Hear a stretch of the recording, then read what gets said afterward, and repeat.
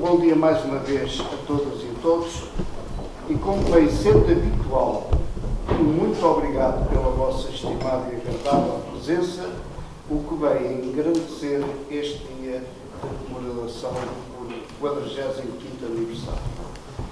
Desta tão nobre causa, como é o dia 25 de abril de 74. Agradecer mais uma vez especialmente aos nossos heróis do movimento militar, a quem devemos muitíssimo para que hoje e sempre possamos viver em liberdade e democracia, apelando a todas e a todos que nunca deixem morrer os cravos vermelhos da nossa Revolução de Abril de 1974. Apesar de alguns teimarem em só servir do mesmo, colocando em causa o desenvolvimento do nosso povo. Permitam ainda, e agora sim, cumprimentar a Sra. Presidente da Câmara Municipal de Tomar, Doutora Anabela Freitas, os senhores vereadoras e os senhores vereadores presentes da Câmara Municipal de Tomar, as senhoras deputadas municipais e os senhores deputados municipais,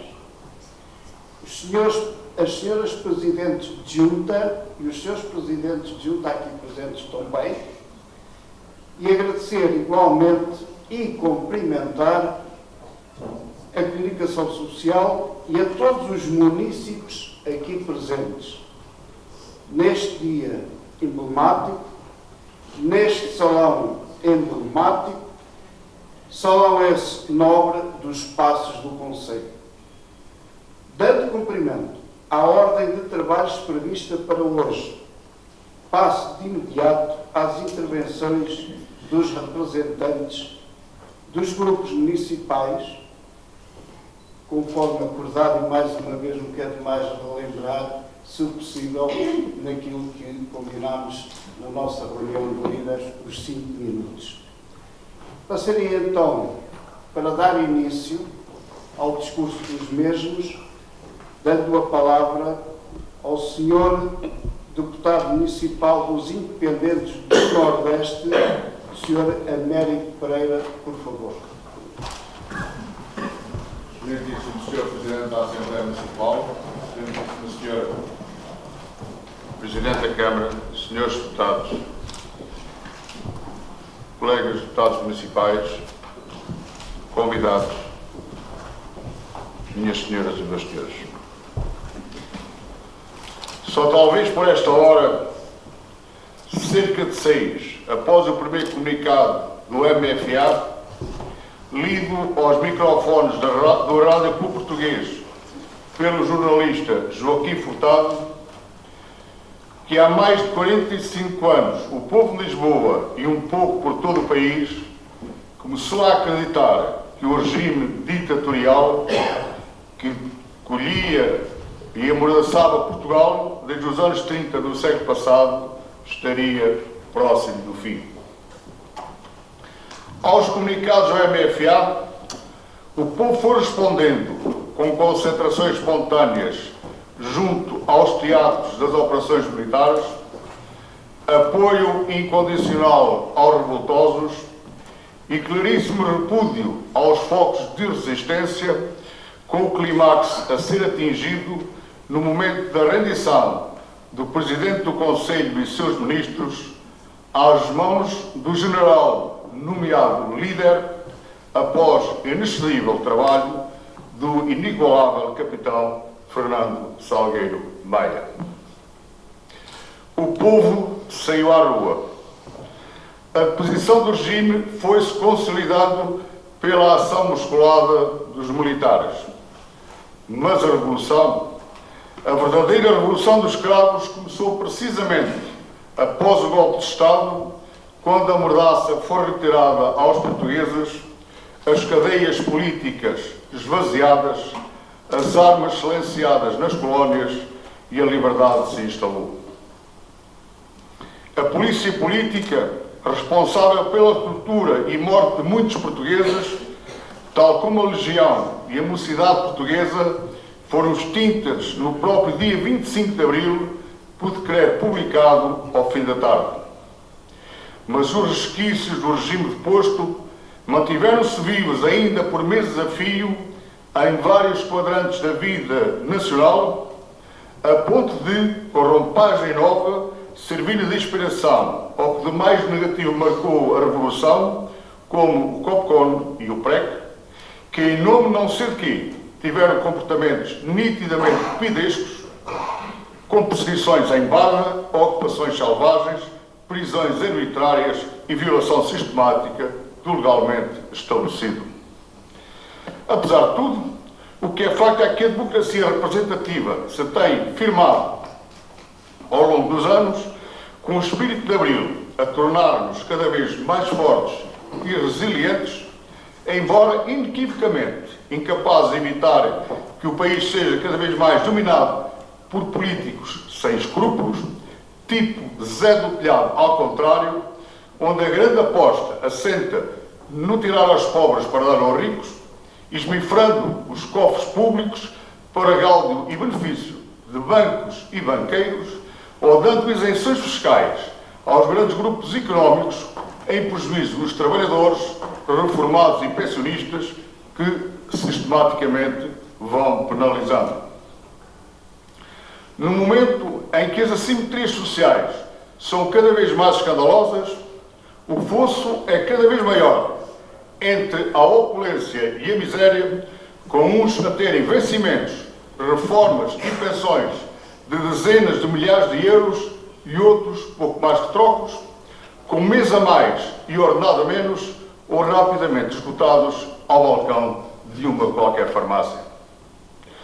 Dizem-nos sermos livres, que não há censura, que a democracia funciona. Mas na prática, o que por vezes parece é que a única diferença está na mordaça. Antes, sofria-se em silêncio às mãos dos torcionários. Hoje, grita-se à vontade. Mas o sofrimento mantém-se. Todo o cidadão tem direito a uma vida digna e nisso assentou Abril. Mas o egoísmo, a ambição e a ganância não o deixam moderar entre nós. Como diz o poeta, mudam-se os tempos, mudam-se as vontades, muda-se o ser, muda-se a confiança. Todo mundo é composto de mudança, tornando sempre novas qualidades. E quando era suposto que vivemos numa sociedade mais justa e igualitária, vencido quase meio século após a Revolução dos Cravos, a realidade tende cada vez mais a ser dominada pela ditadura das minorias, pelos lobbies, pelas sociedades secretas e pelas seitas internacionais, onde o cidadão não é mais do que um número e a dignidade humana uma falácia. A corrupção tomou conta do espectro político das mais variadas áreas. A justiça tarda em funcionar, continuando a permitir julgamentos mediáticos fora de tribunais e autênticos assassínios de caráter.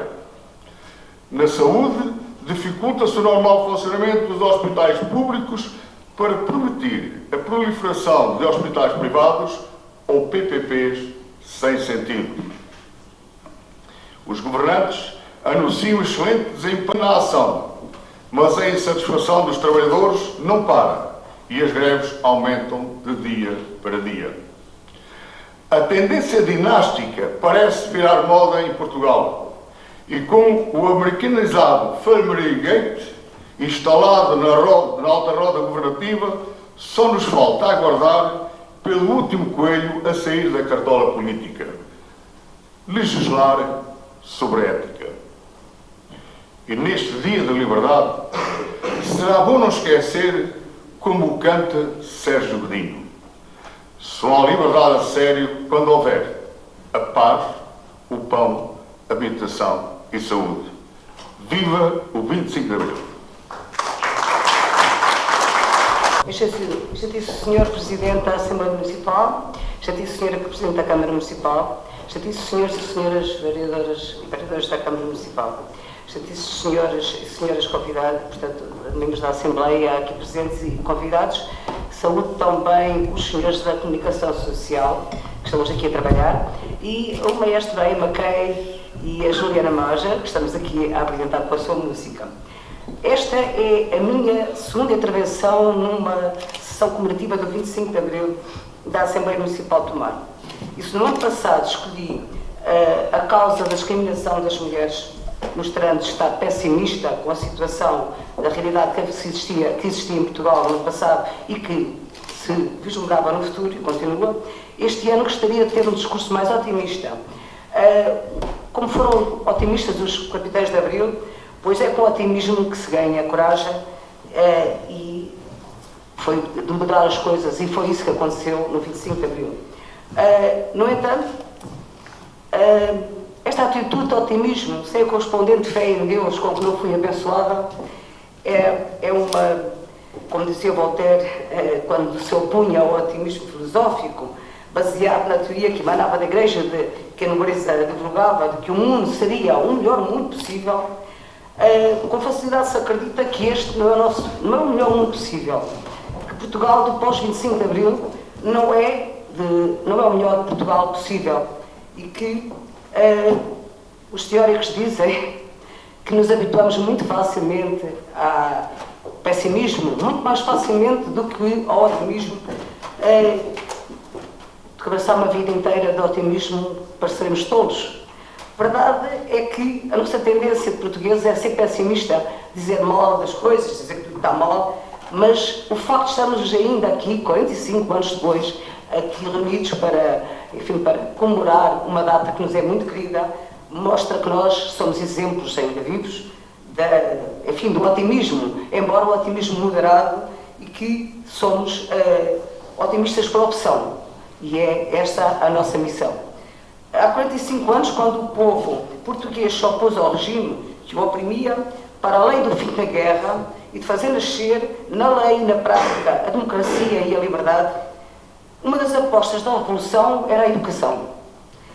25% da população portuguesa nessa altura, com destaque para as mulheres, claro, não sabia ler nem escrever.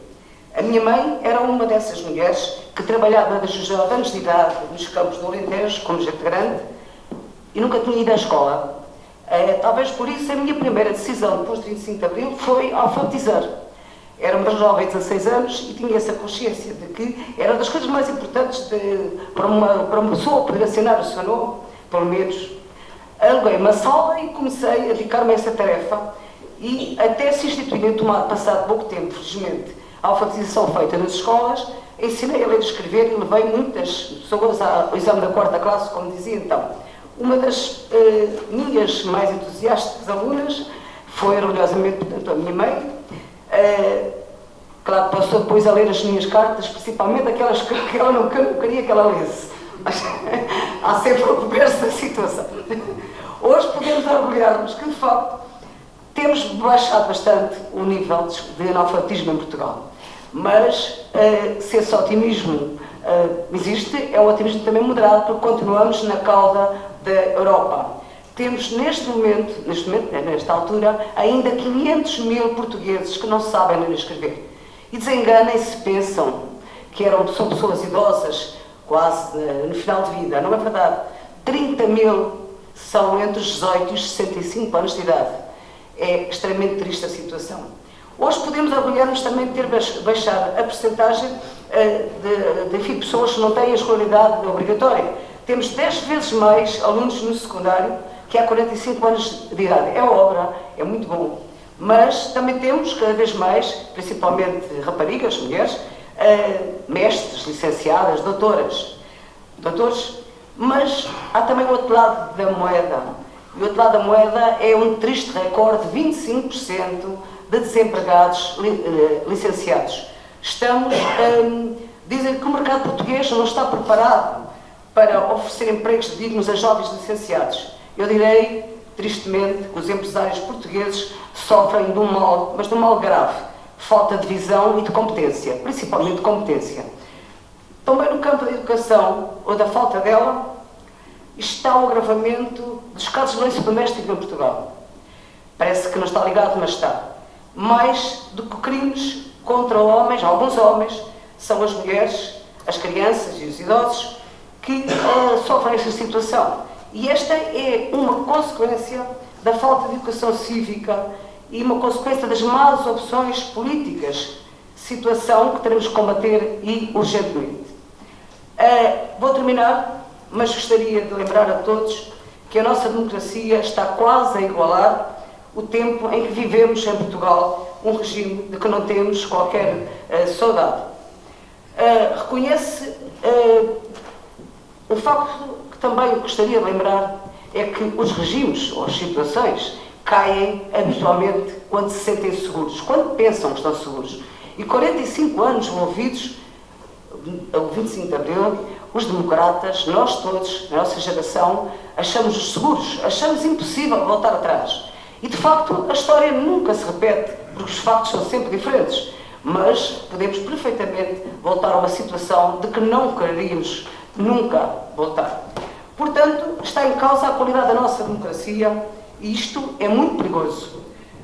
Abre-se portas aos que manobram pacientemente desde 74, quando foi retirado do poder, e esperam um momento certo para subir, para crescer.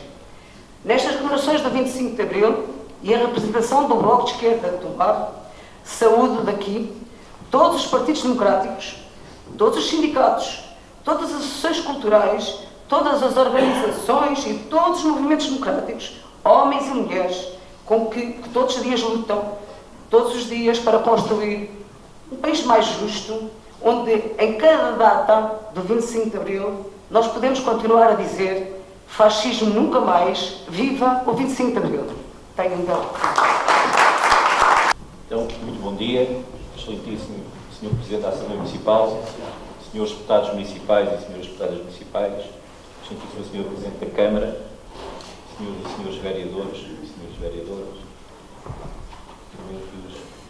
os responsáveis a nível da mesa da Assembleia, também os cumprimento, Srs. e Srs. Presidentes de Junta de Freguesia, excelentíssimas entidades convidadas, órgãos de comunicação social aqui presentes, excelentíssimo. Comemoramos hoje os 45 anos do 25 de Abril de 74, num período em que, a nível nacional e internacional, se vive uma espécie de revivalismo fascisante, querendo a todo custo reescrever a história e chegando até ao desplante de afirmar por vezes que Salazar não foi fascista e que a PIDE não maltratava ninguém, nem matava. Ou que naquele tempo é que era bom. Muitas vezes se diz que a história não se repete, mas na verdade os ensinamentos da história são muito importantes para a luta que travamos hoje. Naquele tempo é verdade que as pessoas, como alguém caracterizava Portugal de outrora, antigamente vivia-se humildemente e sem excessos. Mas esquecem-se de dizer, ou não convém dizer, que em 1970 a taxa de mortalidade materna por 100 mil nenados vivos era 73,4. Que apenas 37,5% dos partos que se realizavam eram em estabelecimentos de saúde. Ou que eram elevadas as taxas de analfabetismo, baixíssimo o orçamento para a educação e ciência. A maior parte do povo não podia estudar ou aceder a graus de ensinos mais elevados, por razões económicas. Vivia-se numa sociedade vigiada, marcada pelo obscurantismo e pelo condicionamento da vida cultural. É frequente ouvir-se antigamente, sim, tínhamos os cofres cheios. Mas esquecem-se de dizer, ou não convém dizer, que em 1970, a taxa de cobertura de água canalizada era de 47% das casas. Só havia esgotos em 58% das casas. E a eletricidade só chegava a 63%. Hoje, quando todos os dias nos entra pelos canais de televisão e pelos jornais diários, os vários tipos de criminalidade, ouve-se dizer ou diz-se logo, antigamente não havia criminalidade, o país era mais tranquilo, mas não se recordam ou querem esquecer que a censura prévia foi das primeiras medidas tomadas após o golpe militar de 28 de maio de 1926, que veio instaurar a ditadura fascista. A criminalidade existia, só não chegava às páginas dos jornais.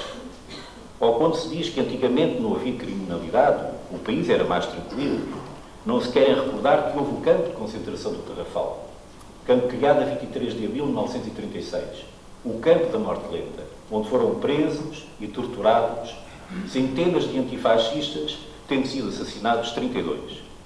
Quando nos encontramos a falar da falta de valores que existe na atualidade, ouve-se de imediato, mas antigamente havia respeito.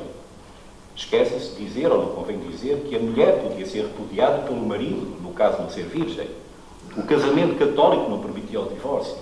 O Código Penal permitia ao marido matar a mulher em flagrante adultério e a filha em flagrante corrupção. Em 1969, a mulher não podia viajar para o estrangeiro sem autorização do marido. Mas havia respeito, dizem. Pois, convém é relembrar que no fascismo o marido podia proibir a mulher de trabalhar fora de casa. O marido poderia rescindir o contrato pelo qual a mulher exercesse atividades lucrativas, sem o seu consentimento. A mulher não podia exercer o comércio sem autorização do marido. Mas também se diz, mas antigamente havia respeito pelos mais velhos. Mas, efetivamente, só com a Revolução de Abril passou a existir o direito de todos à reforma. Ainda sobre o respeito, também se ouve dizer que antigamente havia respeito e orgulho na nação. Mas logo se esquecem de dizer que só entre 1961 e 73, 1,5 milhões de portugueses deixaram o país em busca de trabalho e de liberdade que lhes eram negados aqui no país. Também se ouve dizer que antigamente o Estado respeitava as pessoas, mas devemos lembrar que em 1970 a taxa de analfabetismo era de 33,6%. Também se ouve dizer que antigamente não havia confusões. Esquecem-se de dizer, ou não convém dizer, que havia uma polícia, que era a PIDE, utilizava a tortura como método repressivo e com o intuito de obter denúncias contra todos os opositores antifascistas e, em particular, contra os militantes do Partido Comunista Português e o seu aparelho clandestino. Era o espancamento, a estátua, a tortura de sonho, a humilhação. Mas também há quem diga que depois do 25 de Abril a economia ficou refém do Estado e as empresas sem liberdade. Esquecem-se é que a ditadura fascista assegurou que 6 grandes grupos económicos e famílias concentrassem os setores-chave da economia portuguesa. Eram os Melos, Champalimaud, o Espírito Santo, os Borges Irmão, o Banco Português do Atlântico, o Banco Nacional Ultramarino. E, ao mesmo tempo, a maioria do povo português vivia na miséria. Ou quando se ouve muitos a dizerem antigamente Portugal era um país grande e vivia em paz. Esquecem-se que houve colonialismo, que houve racismo, e que em 1930 era aprovado o ato colonial no qual se proclamavam os princípios coloniais fascistas e se instituía o trabalho forçado nas colónias. Ou não querem falar da guerra colonial? Foram 13 anos de guerra colonial, onde foram mortos 10 mil e 30 mil ficaram feridos entre portugueses e muitos mais milhares de vítimas entre os povos das colónias. Agora que está tanto na berra a corrupção, logo se diz, antigamente não havia corrupção, nem promiscuidade entre os políticos. Convém lembrar que em 1958, 42 ministros e ex-ministros, 8 altos funcionários salazaristas, ocupavam 116 lugares em conselhos de administração das maiores empresas establecidas em Portugal. E por fim, tal como comecei, quando dizem o que houve não foi o fascismo, esquecem-se de dizer, ou não convém dizer, só entre 32 e 51 foram registados 20.552 prisões políticas. Eram diárias as perseguições, as estruturas, as prisões de opositores ativos da ditadura fascista. E quando estou a referir ao que dizem, ou não querem dizer, eu estou a falar, logicamente, dos grandes meios de comunicação social que dominam a informação e que estão nas mãos de uns poucos. É tanto pelo que dizem e como dizem, mas também pelo que não dizem ou que escondem, e também pelo que desinformam. Mas se o fascismo existiu, o que é certo e também é verdade, é que não teve uma vida fácil, porque pela frente encontrou sempre uma heroica resistência de muitos democratas portugueses. E perdoem-me, e já para terminar, que realce destacado e heróico contributo que deu nesse combate do Partido Comunista Português. Combate decisivo para a derrocada desse hediondo regime. Combate esse que perseguiu que, após a instalação do regime democrático, por um Portugal desenvolvido, moderno, justo, independente, democrático e livre. E combate esse que hoje se continua a travar contra quem ainda percebe a inversão da marcha histórica que quer empurrar Portugal, de novo, para o seu desenvolvimento e para a injustiça. Viva o 25 de Abril. Muito obrigado. Então, começo por saudar o representante da mesa, da Câmara, o restante mesa, os seus vereadores, também os colegas deputados municipais, o público e convidados presentes, a comunicação social. Hoje comemoramos o 45º aniversário da nossa vivência em democracia. Recordamos a data histórica do dia 25 de abril de 1974, em que um corajoso grupo de jovens oficiais, de têmpera forjada de uma guerra colonial que não fazia sentido, em que através dela perceberam que Portugal ansiava e tinha que mudar de rumo. Comemoramos o denominado Dia da Liberdade e também o 43º aniversário da entrada em vigor da atual Constituição da República Portuguesa. O 25 de Abril foi feito em nome da liberdade e da democracia, baseado na dignidade da pessoa humana, em unidade com o sistema de direitos fundamentais há muito proclamado e reconhecido pela Organização das Nações Unidas, fazendo da pessoa fundamento e fim da sociedade e do Estado.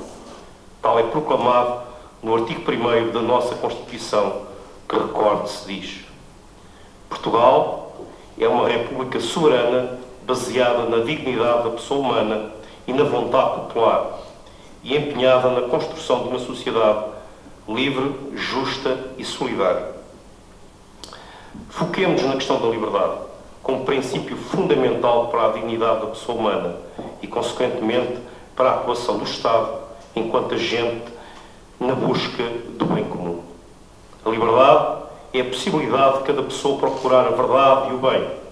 A verdade e o bem, que nem sempre são fáceis de perscrutar, em que o conhecimento e o esclarecimento ajudam na sua descoberta, numa sabedoria que facilita a progressão em liberdade. Como dizia Descartes, age com mais liberdade quem melhor compreende as alternativas que precedem a escolha. A liberdade está intrinsecamente ligada ao ser pessoa e à sua natureza. Como afirmava Spinoza, ser livre significa agir de acordo com a natureza do ser. É mediante a liberdade que o homem se exprime como tal e na sua totalidade.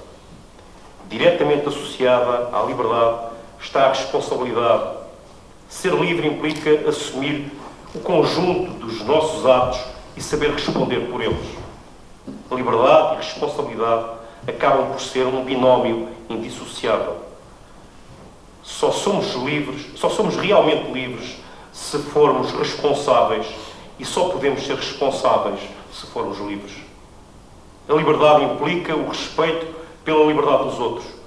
Dizia Mandela que ser livre não é apenas perder os próprios grilhões, é também viver de uma maneira que respeite e aumente a liberdade dos outros. Ser livre é, portanto, saber quem somos, com tudo o que é belo e com toda a fragilidade que há em nós. É amar os nossos próprios valores, abraçá-los e desenvolvê-los. É estar ancorado numa visão e numa verdade, mas é também estar aberto aos outros, à diferença e à mudança. Liberdade é aceitar que, quando pertencemos a um grupo, raça, tribo, família, comunidade, religião, nenhum desses grupos é perfeito. Cada um tem os seus limites e fragilidades. A liberdade é para o amor e para a solidariedade, para que cada um se possa doar de modo mais total e livre a favor dos outros. A liberdade é para se ser bom e paciente. Paradoxalmente, a liberdade atinge a sua plenitude quando se escolhe servir. Voltemos a reler o artigo 1º da nossa Constituição. Portugal é uma república soberana, baseada na dignidade da pessoa humana e na vontade popular, e empenhada na construção de uma sociedade livre, justa e solidária. Queremos ser uma república soberana, baseados na dignidade da pessoa humana e na vontade popular, e com empenho construir uma sociedade livre, justa e solidária. Ora, cabe ao Estado, em grande parte, promover e velar por esta desejada sociedade livre, justa e solidária. Para haver justiça e solidariedade numa sociedade, tem que haver liberdade. Se não houver justiça e solidariedade, não há liberdade. As leis civis são as disposições normativas emanadas pelo Estado, sendo as principais emanadas pelo órgão legislativo, pelas quais se procura regular adequadamente a vida dos cidadãos no âmbito de uma sociedade politicamente organizada. Elas devem garantir a paz e a segurança, a liberdade, a justiça, os direitos fundamentais da pessoa e da moralidade pública. Quem governa baseado na vontade popular deve fazê-lo de forma abnegada e a favor do povo, afastado dos interesses pessoais e do querer o poder pelo poder. Como afirmou Lord Acton, o poder tende a corromper e o poder absoluto corrompe absolutamente. O prolongar de pessoas nas estruturas de poder leva a abusos. As facilidades, o domínio de tudo leva a tentações, a cumplicidades que geralmente levam à corrupção, ao prejuízo da sociedade e do bem comum. Muitas vezes, mesmo sob a capa da liberdade e da democracia, assistimos a pequenas ditaduras do quero, posso e mando. Como mostrava Platão no seu livro República, a ditadura é a pior forma de governo. Pensemos nisto tudo e atuemos. Viva a liberdade, viva o 25 de Abril, viva Portugal. Excelentíssimo Sr. Presidente da Assembleia Municipal, Excelentíssima Sra. Presidente da Câmara Municipal, Excelentíssimos Srs. Vereadores, Excelentíssimos Srs. Presidentes junto e respectivos autarcas, Excelentíssimos representantes de autoridades civis e instituições, Excelentíssimos órgãos de comunicação social, Excelentíssimos Srs. Convidados, minhas senhoras e meus senhores.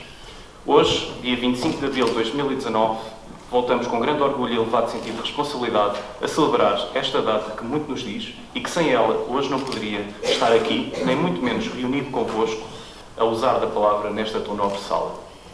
Se hoje estou aqui perante vós, o devo aos militares do 25 de abril de 1974 que libertaram o nosso país da mordaça de uma longa e cruel ditadura de 48 anos que nos colocou à margem de tudo e de todos e que nos manteve no bafiento e depressivo estado do orgulhosamente sós.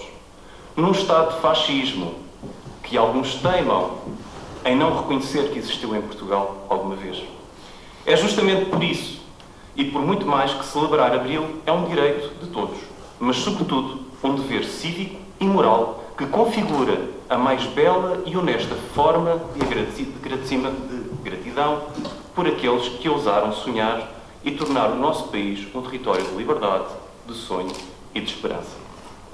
É, embebido nesse espírito e com elevado sentido de justiça, o dever de saudar todos os homens e mulheres, e neles, todos os militares com a sua audácia, força e coragem, liderados pelo saudoso capitão Salgueiro Maia, proporcionaram esta incrível e extraordinária mudança política, social e económica que floresceu com o 25 de abril de 1974, demonstrando a Portugal que havia outro caminho naquele dia, citando Sofia de Mel Brainer, inteiro e limpo, onde emergimos da noite do silêncio. Neste sentido, e tendo em conta que faço parte da geração do após 1974, a vós, instituições militares, uma vez mais gostaria de vos transmitir um eterno e reconhecido agradecimento por terem mudado o meu país, a minha vida e a vida de todos aqueles que, tal como eu, nasceram e viveram no após-Revolução dos Cravos. Muito obrigado. Relembrar Abril é também saudarmos os deputados da Assembleia Constituinte, eleitos a 25 de abril de 1975, que consagraram na figura da lei a Constituição da República, portuguesa os valores fundamentais de Abril para as pessoas. Com esse notável feito, abriu-se caminho à democracia, estabeleceu-se o regime de direitos, liberdades e garantias, instituiu-se o salário mínimo nacional, o fim da guerra colonial, a realização de eleições livres, o direito do sufrágio para maiores de 18 anos, a reforma agrária, o direito à justiça, à cultura, à habitação, ao trabalho, à greve, à reforma, à cidadania e ao poder local democrático. Celebrar esta data é então por isso saudar e recordar a coragem e a luz que norteou os militares que ousaram sonhar que Portugal poderia ser diferente. Mais próspero, mais feliz, mais igual, um país a uma só velocidade, com mais e melhores oportunidades para todos. Um país aberto à liberdade democrática, à interação e à integração num mundo que crescia na civilização moral e ética, no além fronteiras nacionais. Celebrar 25 de Abril, o Dia da Liberdade, assume-se hoje como um sentido de responsabilidade e de esperança, mas também de uma reflexão profunda sobre o passado, o presente e o futuro. Abril não é passado. Abril não é presente. Abril, quiçá, não será futuro. Porque Abril não é um dado adquirido. Abril conquista-se todos os dias. Então, o que é Abril? Abril somos todos nós. Abril são as pessoas. Abril são os portugueses. Abril é combater a abstenção. Abril é a liberdade. É garantir a igualdade de oportunidades para tudo, para todos e todas. Abril é justiça. Abril é educação. Abril é a igualdade entre homens e mulheres. Abril é combater a pobreza. Abril é respeito democrático. Abril, aliás, é isto que aqui estamos a fazer. Neste dia, neste local, outra hora impensável que nos une no tempo e no espaço e que nos liga ao passado e nos prende ao futuro. Relembrar esta data, como hoje aqui e agora fazemos, na sua diversidade, é respeitar e consolidar o presente, construir o futuro num mundo mais igual, mais justo, mais fraterno e, quiçá, mais perfeito. Pois, como já tive a oportunidade de dizer, repito, enquanto e onde existir uma desigualdade, Abril ainda não terá sido cumprido, nem o seu caminho terminado. Contudo, relembro, Abril não é passado, presente ou futuro. Abril é um caminho longo, mas virtuoso. Citando Sebastião da Gama, o caminho faz-se caminhando. E Abril ainda tem um longo caminho a percorrer para que Abril se torne o sonho sonhado, mas, sobretudo, a memória vivida. Viva o 25 de Abril!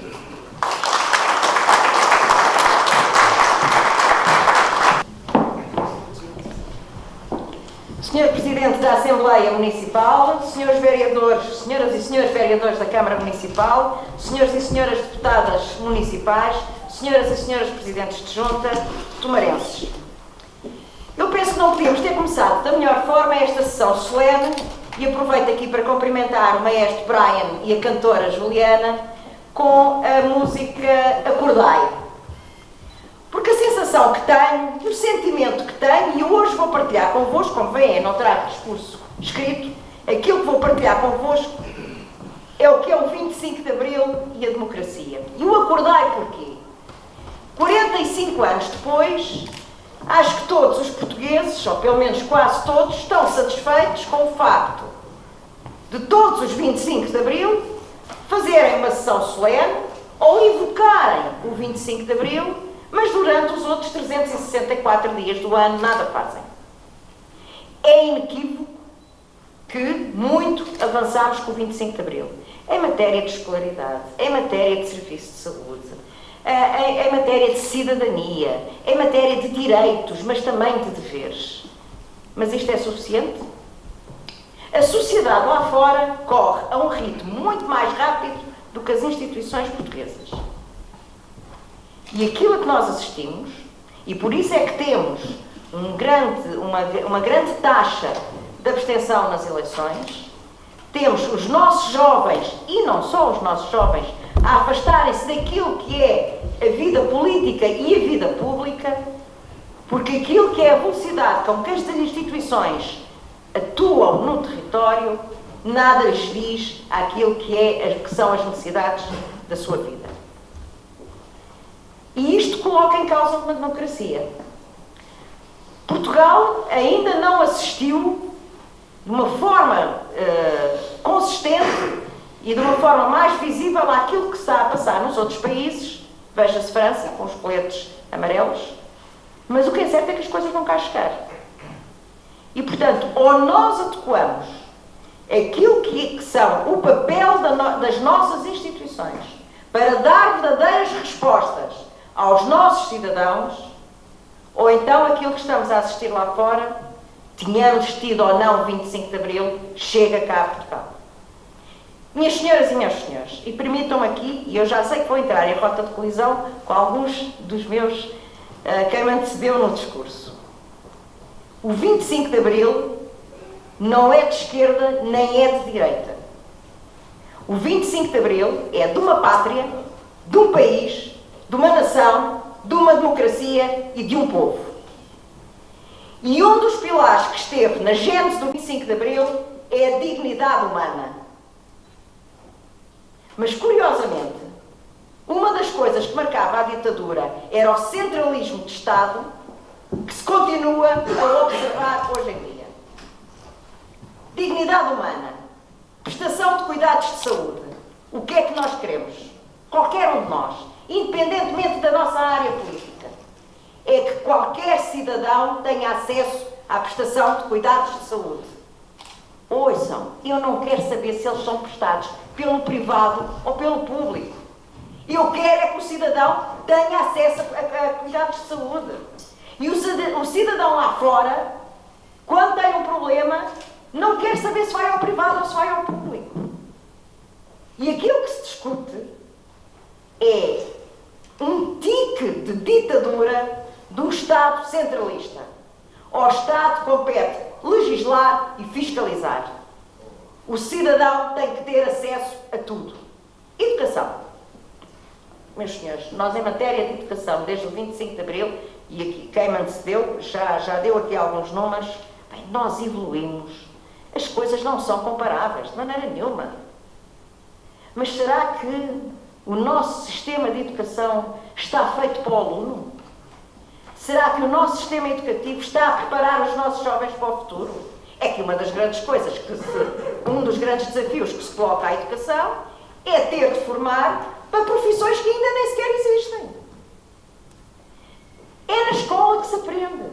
É na escola que nos integramos na sociedade. O 25 de Abril é dado na escola? Não. Se calhar é dado. Mas não com essa profundidade. Se calhar sabemos, tem que saber mais os reis, que é importante.